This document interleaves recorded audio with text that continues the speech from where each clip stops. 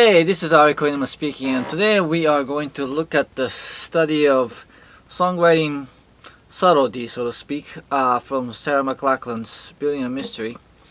So I'm going to play the verse, melody, and chorus on the guitar here. It's going to sound a little different because she has a lot of little vocal gestures that she puts in her phrase, but I want to sort of put the focus on like what the core notes are in this melody and see what we can learn from it. So here it goes, something like this.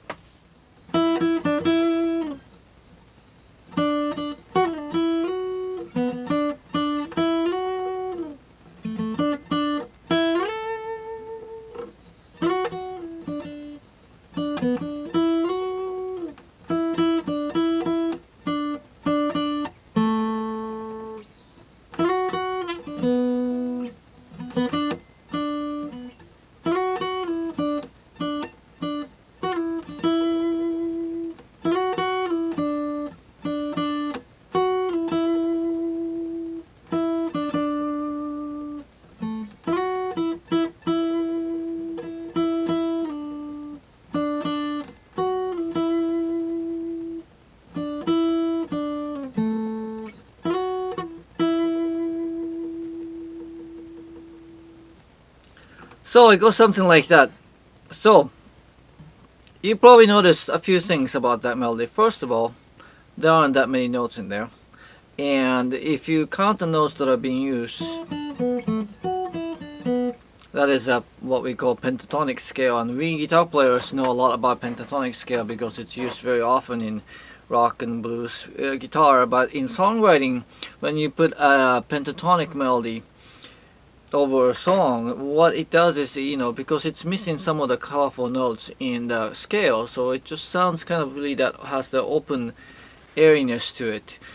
Sometimes, depending on how you use it, it can come across a bit folky, but this is a context where it doesn't exactly sound folky, and the production and the way she sings it helps too. But just keep in mind that you don't need a lot of notes in the melody. If you just have that pentatonic scale, has a nice open sound that is neither sort of a really overtly happy or like really sad kind of thing. So that's a good scale for this kind of subtle sort of a get under your skin kind of approach or mood.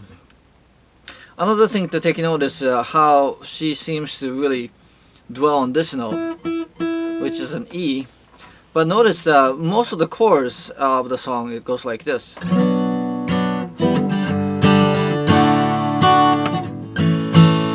So it goes from B minor to G, and then D and A. Now notice those chords, except with the exception of A, the E note is not in there. So what that does is that E in the song that's in more of a B minor D kind of tonality, the E is that ambiguous note that doesn't really sort of define the color, but just kind of floats on, through the chords. It doesn't sound, neither it belongs to chords nor does it sound foreign, and it just has that sort of nice sense of ambiguity, and it just goes perfectly well with the subject matter of the song, which is building a mystery, right? And finally, if you notice, her range for this song is not very wide at all. She's just going back and forth between,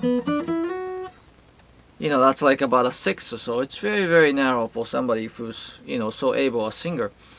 And this melody is what I would call something that is not tuneful, meaning if you play it instrumentally, it doesn't really hold an interest as a melody on its own, but that doesn't necessarily make a song boring or bad. It's just that when you have a sort of a fairly static sort of attention-getting melody, you can sort of match that with equally subtle lyrics and create music that is, more sort of a get under your skin kind of approach. It's not a song that kind of knocks you on the head and go, come on, listen to me kind of thing. It's just a lot more subtle.